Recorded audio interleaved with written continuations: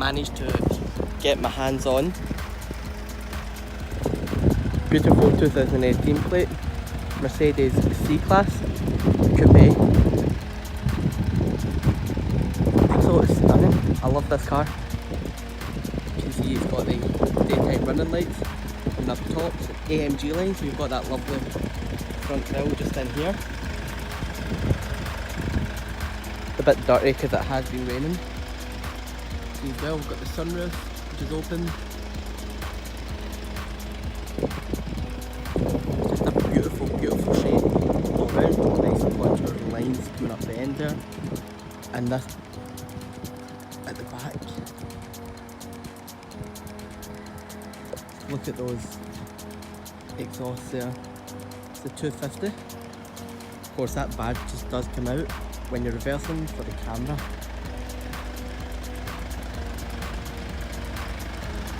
And again, a bit dirty, but nice big alloys with the Mercedes on the brake caliper there.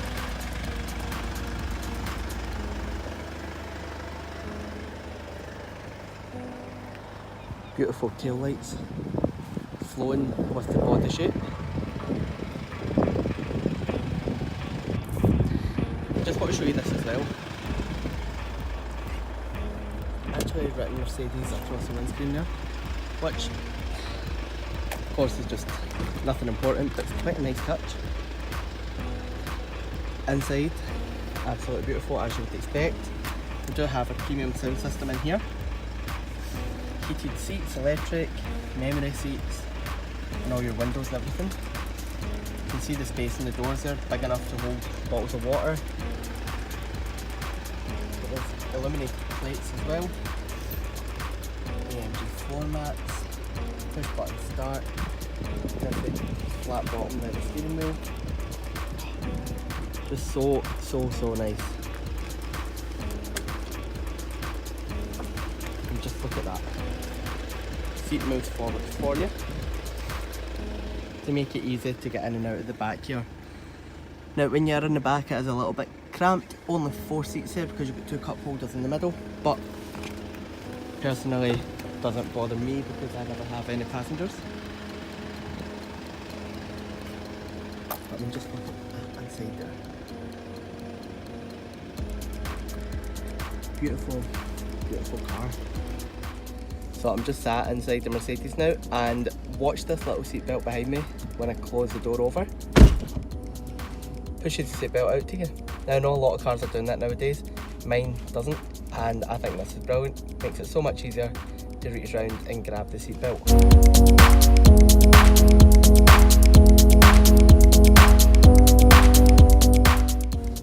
I really like this car. This is a car that I was thinking about buying, actually, was the C-Class Coupe. Beautiful, nice to drive, lovely inside, very luxurious. It's a bit expensive, but it is worth it, and you can feel that when you get in and to drive it. Just so nice and peaceful. You don't really want to drive fast in this car. It's not that kind of car. It can do it, but you don't want to. You just get quite comfortable, just cruise around. What I have noticed, this car does have a really good turning circle. I find that one full lock of the steering wheel, you can almost just do a U-turn in this car. Quite a bumpy road here.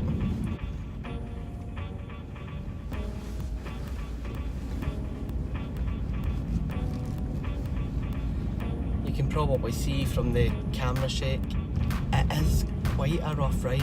Now this is the car in comfort mode, and I'm only doing 20 miles per hour. The road isn't great, but in a car of this price, prestige car, Mercedes-Benz, I would expect it to be a bit more comfortable. Don't get me wrong, the seats are very comfortable, lovely full leather seats, very adjustable. Lumbar support on these is brilliant, but when you're driving around, it's as if it's a permanent sports car. You can feel every bump on the road. does kind of bother me a little bit. Not all the time. Sometimes you do want to feel a bit more kind of like a race driver, you don't mind it, but when you're driving around just cruising, or if you've got passengers in the back is quite cramped. There's not a whole load of space in there, so it's uncomfortable enough without then having the uncomfortable ride as well. The other thing I have noticed with this car is you can tell that it is rear wheel drive. I'm not a fan of it. I also don't like BMWs for that reason. When you're driving, you can feel that all the power is coming from the back wheels, and it seems like you get a lot of understeer, or that you're prone to understeer a lot of the time. So if you are taking quite sharp corners, you do need to considerably lower your speed, or you might get caught out with that. Which again, it makes you not want to push the car to its full potential, especially if you're maybe not quite as an experienced driver.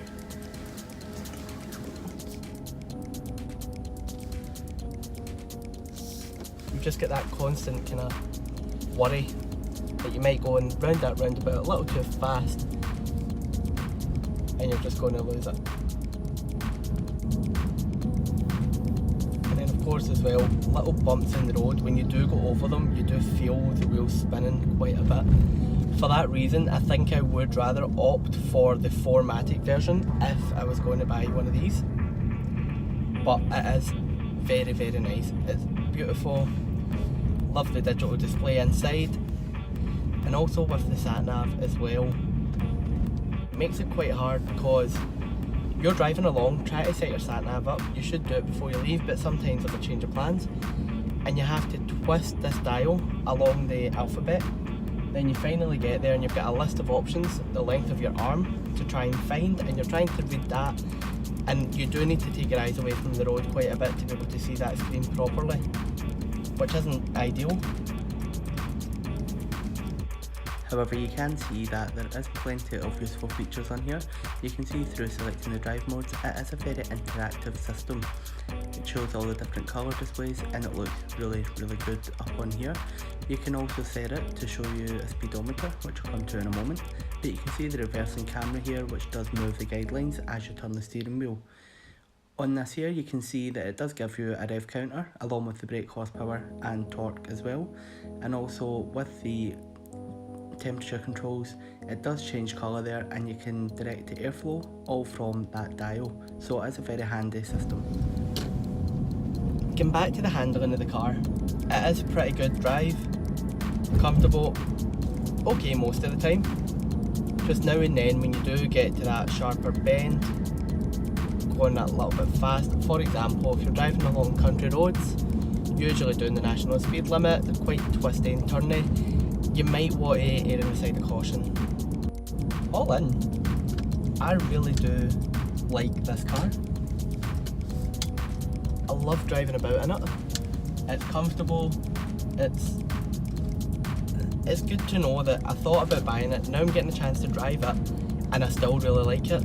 Sometimes you get an idea in your head, you build it up so much that when it comes to it you don't enjoy the real thing, but this is everything I thought it would be and a bit more.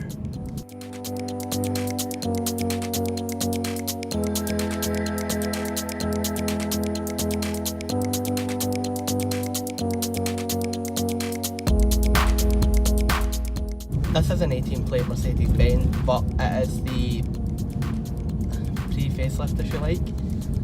So it's quite an up-to-date shape, it looks stunning from every angle, but there is a newer one going to be released. This one was early 18, so there is another one on its way which is going to look a lot smoother.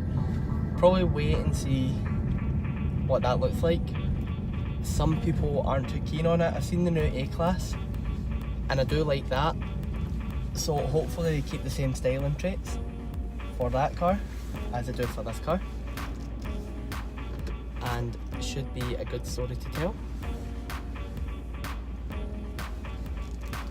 But we'll have to wait and see what happens and see what Mercedes think is the right way forward.